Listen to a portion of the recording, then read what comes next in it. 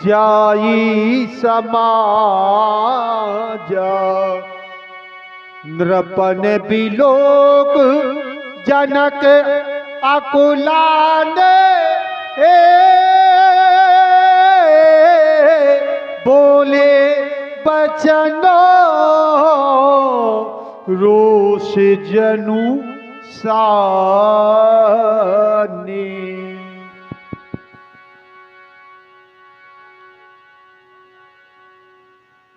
और समाप्त हो गया। इन आए हुए बलबीरों का पराक्रम बढ़ाओ इसको। और समाप्त हो गया इनकी वाणी का वो जोश, और समाप्त हो गया इनकी वाणी का वो रोष जो कुछ समय पूर्व मैंने देखा और अभी परिणाम प्राप्त हो गया कि इन आए हुए दीप दीपांतर से महिपालों का बल और पराक्रम अब पराभव को प्राप्त हो गया। कुछ समय पूर्व मैंने अपने बंदी जनों के द्वारा अपने प्रण की घोषणा प्रसारित करवाई। घोषणा को सुनते ही एक एक करके महिपाल आए और अपना अपना बल परीक्षण भगवान शंकर के पावन पिनाक पर करने लगे। परिणाम तमक ताक तक स्यो धनु धरहि उठे न कोटि भांति बल करही तमक धर्यो धन मूढ़ नृप उठे न चले ल जाए। जब धनुष नहीं उठा तो लज्जित होकर, शर्मिंदा होकर, संकुचित होकर अपने अपने मंचों में जा जा करके बैठ गए। बल परीक्षण के कुछ दृश्य मेरे सामने आ गए। वो पहला दृश्य कैसा कि एक एक राजा धनुष के समीप आए, धनुष को उठाने का प्रयास किया पर धनुष नहीं उठा। दूसरा दृश्य मेरे सामने आ गया। वो दूसरा दृश्य कैसा कि वही पराजित महिपाल 10,000 की संख्या में एक साथ मिलकर सामूहिक अजगों को उठाने का उपक्रम करने लगे। भूप साहस 10 एक ही 12 और लगे उठावन पर टरे न टारा। अरे यहां तक डगे ना शंभु सरासन कैसे। अब तो 10,000 राजा, अब तो 10,000 राजा एक साथ इस मैत्री प्रतियोगिता में पराजित हुए देखे गए। और अब तीसरा दृश्य देख रहा हूं। कितना कितना विलक्षण दृश्य है। वो तीसरा दृश्य कैसा कि अब कोई भी महिपाल, अब कोई भी भूपाल, अरे अब तो कोई भी राजा धनुष के समीप आने का तो कोई साहस भी नहीं करता। मानो इन महिपालों को ये विश्वास हो गया है, ये बैठे हुए वीर अब ये विश्वास कर बैठे हैं कि अजगों के समीप आना हमारा अब व्यर्थ होगा। अब हमसे नहीं टूटेगा। ये ऐसा मानकर, ये ऐसा सोचकर देखो ना सभी श्रीहत हो गए। श्रीहत भय हार ही राजा और बैठे निज निज जाय समाजा। जब ऐसी दशा मैंने इन महिपालों की देखी तो मेरे हृदय में अकुलाहट होने लगी। मैं अकुलाने लगा, मैं विकल होने लगा यह सोचकर कि क्या होगा मेरे प्रण का, और प्रण की पूर्ति न होने पर, अरे धनुष के न टूटने पर मेरी बेटी का क्या होगा, मेरी जानकी का क्या होगा, मेरी वैदेही का क्या होगा। इस स्वयंवर का साज ये स्वयंवर का साज तो सजा का सजा रह जाएगा। और अब तो ऐसा लगता है कि बेटी जानकी की मांग अब सदा सदा के लिए सूनी रह जाएगी। मैंने तो कभी स्वप्न में भी कल्पना ना की थी कि मेरे सपने सब धूल में मिल करके रह जाएंगे। आशा अब निराशा का रूप धारण करने लगी। और मेरे बंधुओं, ये आस जब बनकर के टूट जाती है, ध्यान दीजिएगा, ये आस जब बनकर के टूट जाती है तो या रूह किस तरह से कसमसाती है। अरे कोई पूछ लो उस बदनसीब बाबुल से जिसकी बेटी की बारात द्वारे से लौट जाती है। आज वही हो गया, अरे आज तो वही हो गया जिसकी मैंने कभी स्वप्न में तक कल्पना न की थी। और जो हमारे दाएं तरफ कुछ महिलाएं और कुछ बालक शोर थोड़ा मचा रहे हैं, तो आप लोगों से, सभी लोगों से निवेदन है पूरी समाज से कि लोग कोलाहल न मचाए और शांति का परिचय दें। देख रहे हैं बड़ा कारुणिक विलाप हमारे जनक जी का चल रहा है, तो सभी लोग सुने।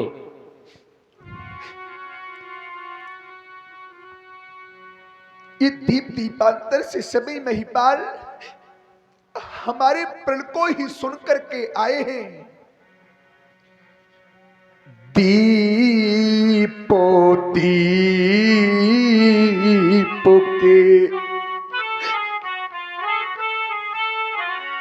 ये दीपो दीपो के ये भो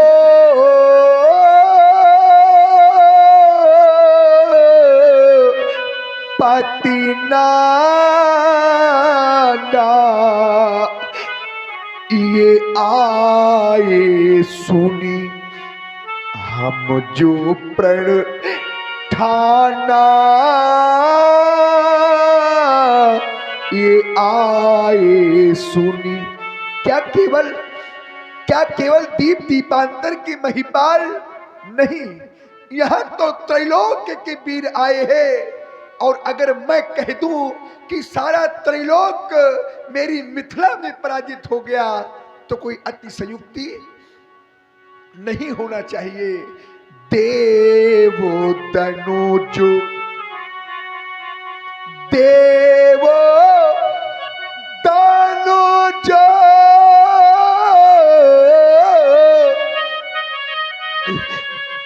धारी मनोजो शरीरा बेपोलो बीरो आए रणधीरा। सब कुछ समाप्त हो गया। और सुन रहे जनक जी का बहुत सुंदर कारुणिक विलाप। प्रभावित हुए हमारे सम्माननीय राजनारायण त्रिपाठी जी, उनकी ओर से 51 मुद्राएं प्रदान की गई। बहुत बहुत साधुवाद, धन्यवाद। कहना तो नहीं चाहता था पर आप लोगों ने कहने पर विवश कर दिया। क्या ये रत्न गर्भा वसुंधरा क्या वीरों से विहीन हो गई? अरे क्या कोई ऐसा वीर नहीं जो आवे, धनुष को उठावे, तोड़ कर दिखावे?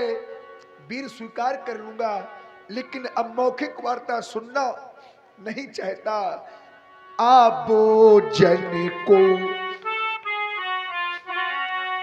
माखे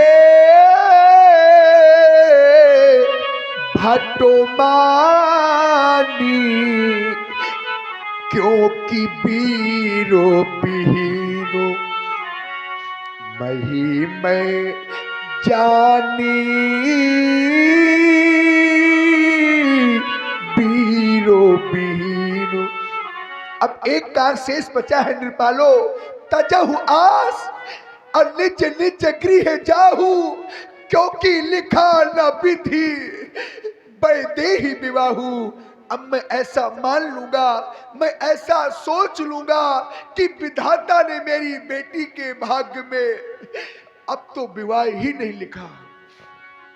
बहुत से यहां पर बेटी की पिता उपस्थित हैं और बहुत सी यहां पर वो बेटी की माताएं भी उपस्थित हैं, जिनके घरों में बेटियां हैं, जिन माताओं ने बेटियों को पाल पोस करके बड़ा किया है, क्योंकि बेटी के दुख को केवल बेटी वाली ही समझ सकते हैं। जिनके जीवन में भला बेटी ही नहीं, अरे जिनके आंगन में भला बेटी ही नहीं, वो क्या जाने कि बेटी का दुख होता क्या है। क्योंकि सिद्धांत कहता है व्यास जी घर में कि पारे घार घाल को बोला जो न भीरा, क्योंकि वो बांझो की जानी प्रसव के पीरा। वो बांझ स्त्री, बांझ कहते किसे है? जिसके जीवन में कोई संतान ही ना हो उसे बांझ कहते। और ये आ गए हमारे सम्मानी विनय मिश्रा जी, उनकी ओर से भी 51 मुद्राओं से हमारे जनक जी का सम्मान। बहुत बहुत साधुवाद, धन्यवाद। और वो बांझ स्त्री क्या जाने कि प्रसव की पीड़ा होती क्या है, क्योंकि मां बनने का अवसर उसे मिला ही नहीं। अर्थात मैं कहना क्या चाहता हूं मेरे बंधुओं, जिसने कन्या जाई ही नहीं, जिसने कन्या जाई ही नहीं, वो कन्या का दुख क्या जाने, जिन पाओ बीमारी फटी ही नहीं, वो पीरो पराई क्या जाने। या तुम यह कह दूं, जिसने की बेटी पिता ही नहीं। सज्जनों, जिसने कभी बेटी को विदा ही नहीं किया, वो क्या जाने कि विदाई का दुख होता क्या है। एक दृश्य मैंने देखा विदाई का। और हमारे सम्मानी मनोज द्विवेदी जी, उनकी ओर से भी कारुणिक विलाप पर 51 मुद्राएं। बहुत बहुत साधुवाद, धन्यवाद। एक दृश्य मैंने देखा विदाई का। प्रातः काल का समय था। एक बेटी के माता पिता अपनी बेटी को विदा कर रहे थे। उस दृश्य को देख करके इतनी पीड़ा हुई, इतनी पीड़ा हुई। बेटी रो रही थी, बेटी सबसे भेंट कर रही थी। माँ माँ कहकर अपनी माँ के हृदय से लिपट कर रो रही थी। रोती हुई बेटी को उस पिता ने अपने गोद में लेकर डोली में बैठा दिया और बैठाने के पश्चात वो अपनी बेटी को रोता हुआ देखता रहा, रोता हुआ देखता रहा और मूर्छा खाकर पृथ्वी पर गिर पड़ा। इतना कष्ट होता और हमारे सम्मानी पंजाबी नन्ना जी और राजा त्रिवेदी जी, दोनों की ओर से ये 51 मुद्राएं जनक जी के बहुत ही सुंदर कारुणिक विलाप पर प्रदान हुई है। साधुवाद। जिसने की बेटी विदा ही नहीं, जिसने की बेटी विदा ही नहीं, वो दुख पिता का क्या जाने, जिसने कन्या जाई ही नहीं, वो कन्या का दुख क्या जाने। और सज्जनों, कल्पना करिए उस समय की, जब समय आता है कन्यादान का, बहुत सी वो माताएं बैठी होंगी और बहुत सी वो पिता बैठे होंगे जिन्होंने अपनी बेटी का कन्यादान किया होगा। जिस समय मंडप के नीचे बैठकर वो बेटी के माता पिता अपनी बेटी के पीले हाथ करते हैं और पीले हाथ करने के पश्चात अपनी बेटी का हाथ वर के हाथ में सौंप देते हैं, उस समय कैसा लगता है उस मां को और कैसा लगता है उस पिता को। उस समय तो ऐसा लगता है कि आज मेरी बेटी नहीं, मानो कि कोई कलेजा निकाल कर लिए जा रहा है। और मेरे बंधुओं, समय आता है विदाई का, मेरे दुख से जुड़ने का प्रयास करें और कल्पना करिए उस समय की जिस समय बेटी विदा होती है। विदाई की संपूर्ण तैयारियां हो जाती हैं सज्जनों। बेटी एक स्थान पर बिल्कुल शांत बैठी होती है, लेकिन जिस समय बेटी के कानों तक एक आवाज आती है, उस आवाज को सुनकर के बेटी रोना प्रारंभ कर देती है। कोई कहता है समय हो गया है विदाई का, अब विलंब क्यों हो रहा है। जैसे इस वाक्य को बेटी सुन लेती है, बस फूट फूट करके रोने लगती है। लेकिन बेटी अचानक देखती है कि मेरे सन्मुख मेरी मां आ रही है। बेटी मां मां कहकर मां के हृदय से लिपट जाती है और रोने लगती, अपनी मां से कहने लगती है, मां, अरे मां, मेरे पिता को मेरे समीप लेकर के आओ। बेटी सबसे भेंट करती है लेकिन पिता से भेंट नहीं कर पाती। एक व्यक्ति जाता है और बेटी के पिता को लेकर के आता है। बेटी का पिता आ तो जाता है, लेकिन जैसे वो पिता अपनी रोती हुई बेटी को रोता हुआ देखता है, अपनी बेटी की दशा को देखता है, वो पिता सन्मुख आ नहीं पाता। करता क्या है, चला जाता है दूर और एक कोने में छिप करके बैठ जाता है। इतना रोता है वो पिता, इतना रोता है। यहां बेटी सभी से भेंट करती है, लेकिन पिता अपने आप को मजबूत कर लेता है, अपने आप को धैर्य बंधाता है और चल पड़ता है अपनी बेटी की ओर। सज्जनों, जैसे वो रोती हुई बेटी अपने सन्मुख देखती है कि रोते हुए मेरे पिता आ रहे हैं, बेटी बस दौड़ी जाती है, पिताजी पिताजी कहकर अपने पिता के हृदय से लिपट करके रोने लगती है। क्योंकि मेरे बंधुओं, ये विदाई का दृश्य ही ऐसा होता है, हर मां रो देती है, हर पिता रो देता है। क्या दशा होती है व्यास जी जब बेटी विदा होती है, तो आचार्य प्रमाणित करते हैं कि बाहुरी भेंट ही महतारी और कहाई बिरंची रची का तो नारी। कैसे रोती है बेटी,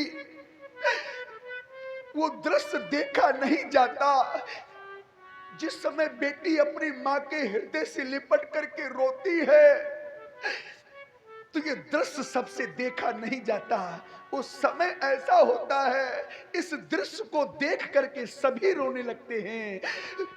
तब लिपट लिपट कर माँ से रोवे बेटी, तब लिपट लिपट कर माँ से रोवे बेटी, तब वो माँ व्याकुल हो जाती है। और वो माँ करती क्या है, बेटी के मुख को चूम चूम छाती से उसे लगाती है। और सज्जनों, बेटी जिस समय अपनी माँ को रोता हुआ देखती है तो अपनी माँ से कहती है, माँ, अरे माँ तू क्यों रो रही है माँ। हर बेटी को एक ना एक दिन अपनी माँ को छोड़ करके जाना पड़ता है, क्योंकि ये तो विधाता का नियम है। बेटी अपनी रोती हुई माँ से कहती है, माँ तू क्यों रो रही है। माँ, मेरी माँ, तुम क्यों रोती हो। माँ, मेरी माँ, तू क्यों रोती है। क्योंकि बेटी पराया धन होती है। माँ कहती है, बेटी बेटी मैं ये जानती हूं कि बेटी पराया धन होती है, लेकिन माँ इतनी कठोर कहां होती है। इतनी कठोर कहां होती है। ध्यान देना सज्जनों, इतनी कठोर कहां होती है।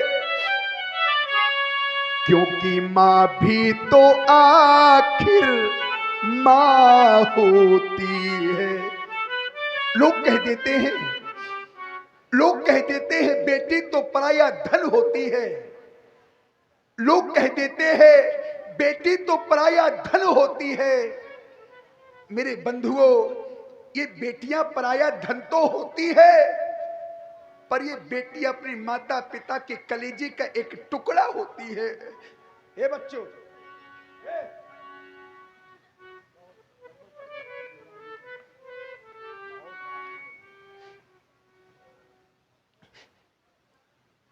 सज्जनों, बेटी कहती है, मैं भी जिस समय माता के हृदय से लिपट कर रोती है तो लोग कह देते हैं बेटी पराया धन होती है, बेटी को एक ना एक दिन जाना पड़ता है।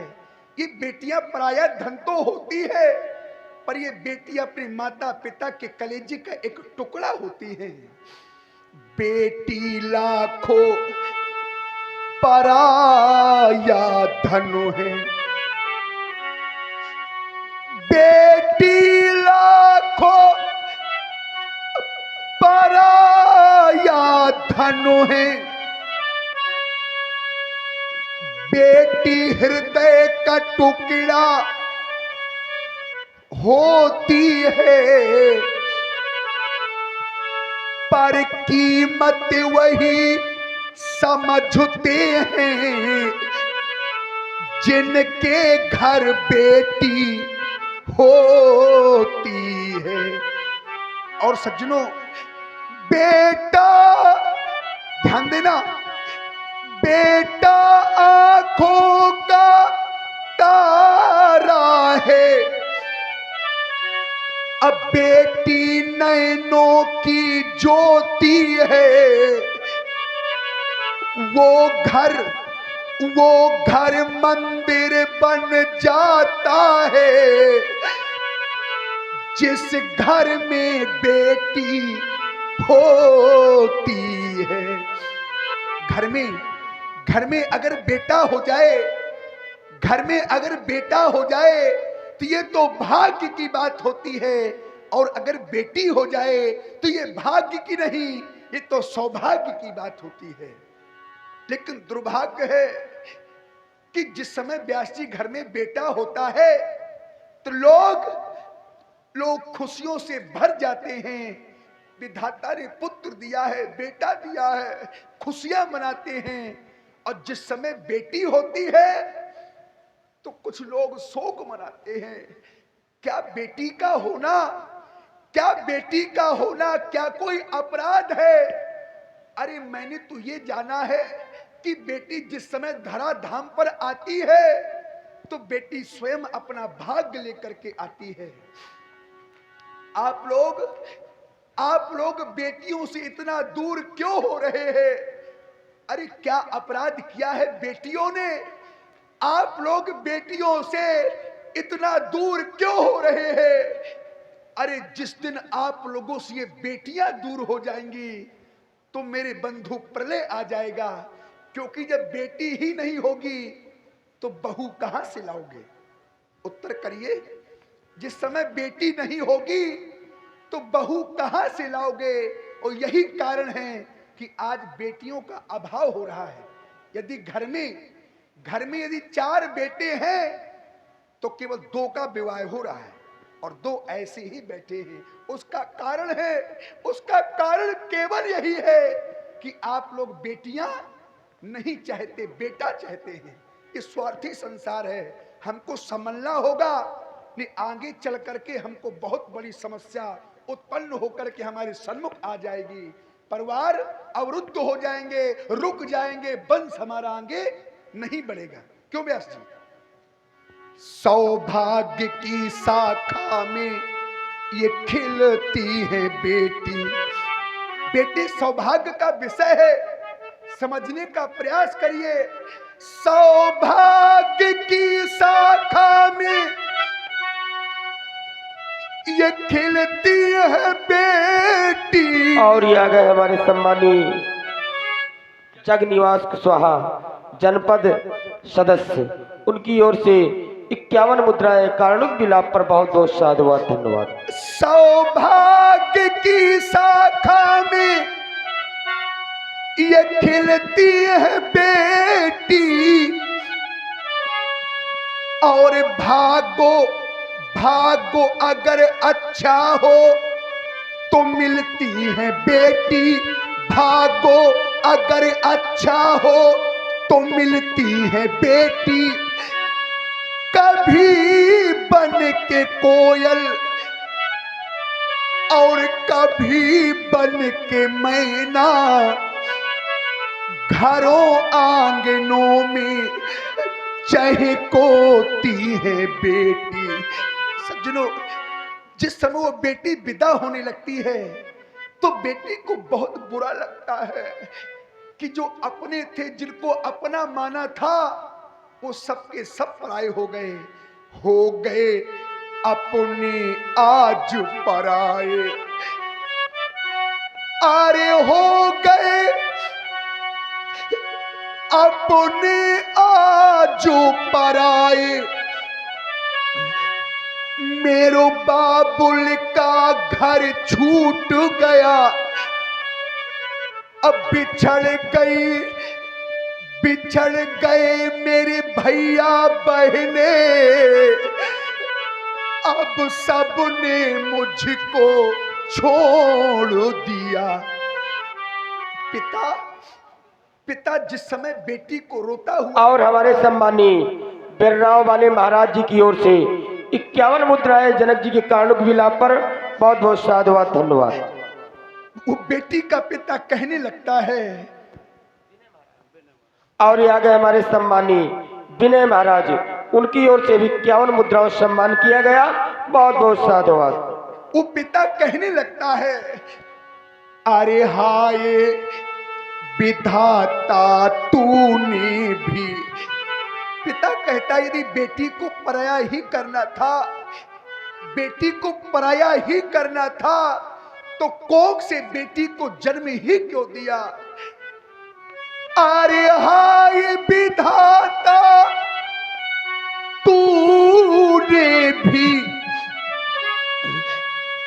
ये कैसी रीति बनाई है, जिस बेटी को, वो पिता कह रहा है, जिस बेटी को मैंने पाला वो बेटी हुई पराई है। नहीं है विश्वास तो कोई जाओ उस पिता से पूछो, वो पिता अपनी बेटी को कैसे विदा कर पाता है। उस पिता के दिल से पूछो, उस पिता के दिल से भी पूछो, जो सुता किसी को देता है, रोती रोती बेटी को देखो देखो, वो तो फूट फूट कर रोता है। अब अंत में कहना पड़ गया, आज की 1 वर्ष पहले, आज के 1 वर्ष पहले मेरी बेटी जानकी ने विशाल आयुध को अपने बाम कर से उठा लिया। याद है ना वो दिन तुम्हें बेटी, जिस दिन धराली पुणे में अगर तुमने बेटी यदि तुमने विशाल आयुध को धरा लीपने के समय विशाल आयुध को बाम कर से न उठाया होता तो बेटी ये प्रण में कभी न करता। वो धाराली पुणे में अगर तुमने बेटी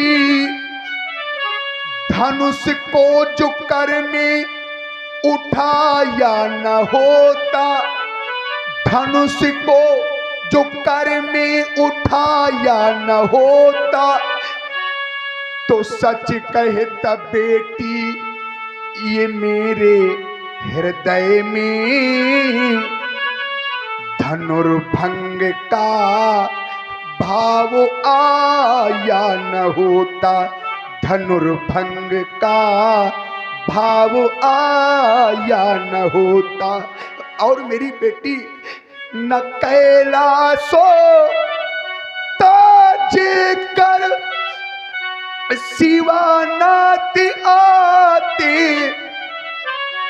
और मुझसे कठिन प्रणो कराया न होता, ये जग में हंसी न होती हमारी,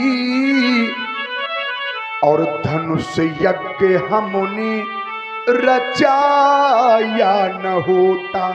तो अंत में कहना पड़ गया, अब हुई न मेरी प्रण की पूर्ति, और न रह गई इन वीरों में वो स्फूर्ति। देखो देखो महिपालो, देखो देखो मिथिलावासियों, मेरी बेटी की ओर रह गई मेरी सुषमा मूर्ति। ये उजड़ता जाता, ये उजड़ता जाता मेरा बाग, अब न बजेगा कोई राग, अब जाओ यहां से भाग, क्योंकि धनुष भंग।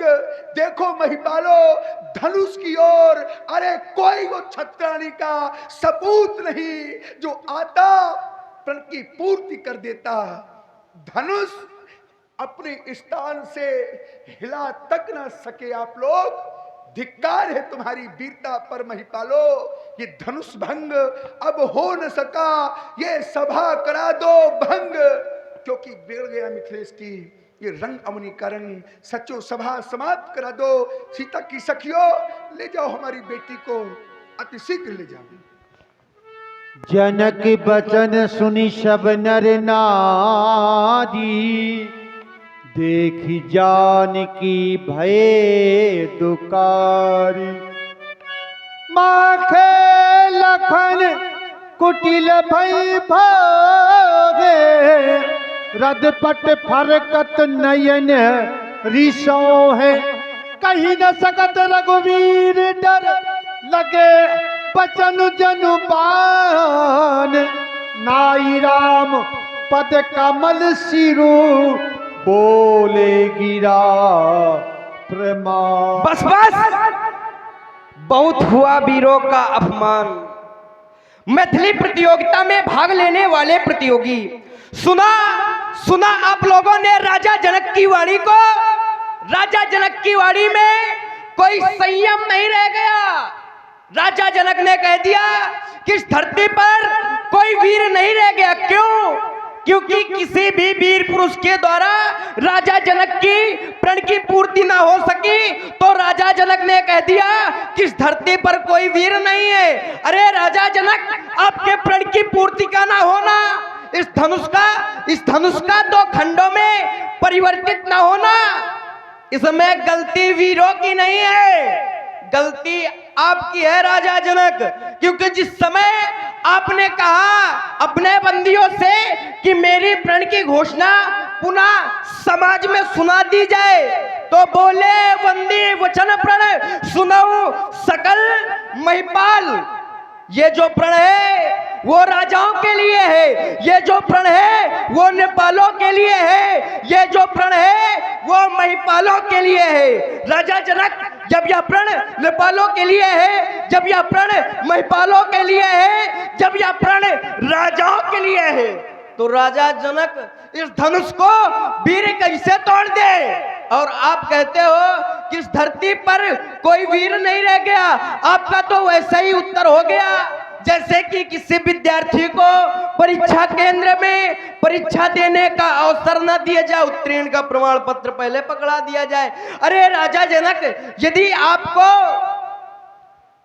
परीक्षा लेना था तो कम से कम हमें परीक्षा करने का अवसर तो दो। और आप कहते हो कि इस धरती पर कोई वीर नहीं है। अरे राजा जनक, या रक्तगर्भा वसुंधरा है या वीर भोग्या वसुंधरा है। इस धरती पर एक दिन में न जाने कितने वीर जन्म लेते हैं, और इसी धरती स्वाभिमान सुरक्षा के लिए एक दिन में न जाने कितने वीर अपने प्राणों का परित्याग कर देते हैं। और आप कहते हो कि इस धरती पर कोई वीर नहीं रह गया।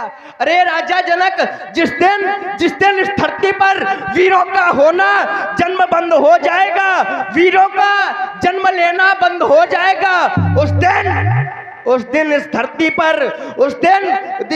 पर विदेशी साम्राज्य होगा। और जिस दिन इस धरती पर विदेशी साम्राज्य होगा, तो हाथों पे हथकड़ियां पड़ी होंगी, पैरों में बेड़ियां होंगी, तब होगा कि इस धरती पर कोई वीर नहीं रह गया। और आप कहते हो कि इस धरती पर कोई वीर नहीं गया। अरे राजा जनक, जिस दिन इस धरती पर वीरों का जन्म होना बंद हो जाएगा, मैंने आपको पहले ही बता दिया है राजा जनक। यदि वीर न होंगे धरती पर, तो इस धरती माँ का क्या होगा? अब परदेसी राजा कोई करे राज, तो फिर भारत माँ का क्या होगा? और आप कहते हो कि इस धरती पर कोई वीर नहीं रह गया। अरे राजा जनक, यदि छोटी छोटी नदी नाले पाप धुले, तो फिर उस गंगा माँ का क्या होगा? और आप कहते हो कि इस धरती पर कोई वीर नहीं रह गया। अरे राजा जनक, इस धनुष यज्ञ में ऐसे भी कुछ जन हैं निरखे नहीं नयन, जिनके हम परखे से बने हैं, और सिंध दीच भी जिनके गर्जर से रहता अस्थिर है, जिनके दांत दूध के हैं लेकिन काठ बड़ी तीखी है, और छोटी हैं तो क्या हुआ? इनसे बड़ों ने बल की विधि सीखी है। उठो राम, उठो राम। यदि आप न उठो तो फिर हमें उठे दो। हाँ, बहुत देर होगी। उठो राम, क्योंकि जो राउर अनुशासन पाऊं, जो राउर अनुशासन पाऊं, तो कंडों के ब्रह्मांड उठाओ काचा खच्ची मिटारो फोरी सकाओ मेर मूरख जिमितोरी, तो प्रताप महिमा भगवाना का बापुरो पिनाक पुराना, तो छत्रक दंड जिमी, तो प्रताप बलनाथ, जो न करो प्रभु पंदरो धनु हाथ पुण्य धरो धरोहर। लखन सकोप बचन जे बोले जगमगानी महिती कज डोले सैन्य रघुपति लखन निवारे प्रेम समेत निकट बैठा रे। और ये आ गए हमारे सम्मानी राजनारायण त्रिपाठी जी, उनकी ओर से लखनलाल के वीर युक्त बाड़ी पर ये 51 मुद्राएं प्रदान किया। साधुवाद।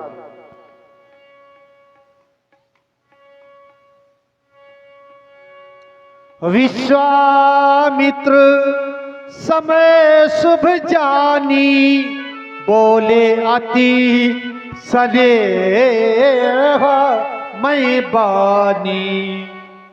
हे राम, वो सुंदर समय, वह सुखद घड़ी, वह सुखद बेला अब आ चुकी है। इसलिए हे राम, अब देर न करो। उठहु राम भंजाऊं भव चापा और मेटहूं तात ये जनक परितापा। आप उठें और उठ करके इस धनुष का खंडन करें और जनक के प्रताप का हरण करें।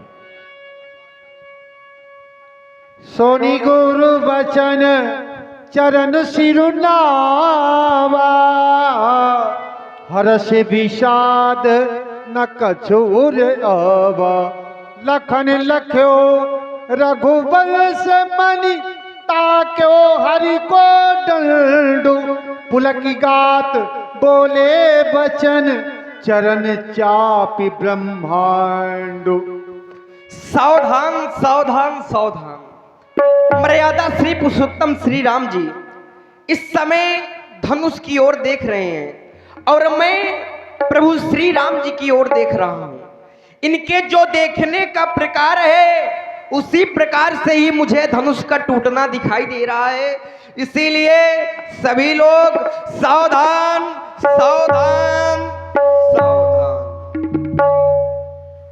और लीजिए, लक्ष्मण जी महाराज ने चारों दिशाओं दिग्गजों बारहों सभी को सावधान किया। आई हुई समाज को हम सावधान कर रहे हैं। जिस समय की प्रतीक्षा में आप लोग बैठे हैं वह पावन पुनीत समय आपके समक्ष आ चुका है। महापुरुष श्री राम जी गुरु आज्ञा अनुसार अब धनुष का खंडन करने के लिए जा रहे हैं। लीजिए व्यासपीठ से चौपाइयों का गायन। जिस समय चौपाई आवे तई क्षण मध्य राम धनु तोड़ा। आप लोग तालियों के द्वारा और पुष्पों के द्वारा भगवान का सभी भक्तजन स्वागत करेंगे।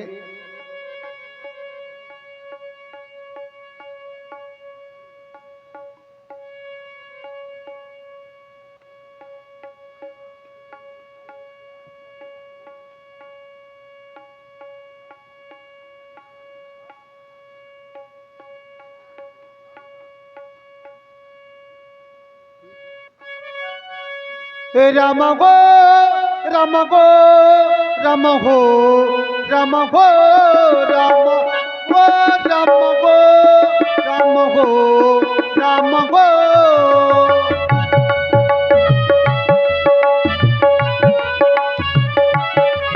राम गो राम गो राम गो राम राम गो राम गो राम गो राम राम गो राम गो राम गो राम गो राम गो राम राम गो राम ओ राम गो। देखी विपुल विकल्प देगी विकल्प देगी राम विकल्प देगी। लक्ष्मणी राम हाँ भजो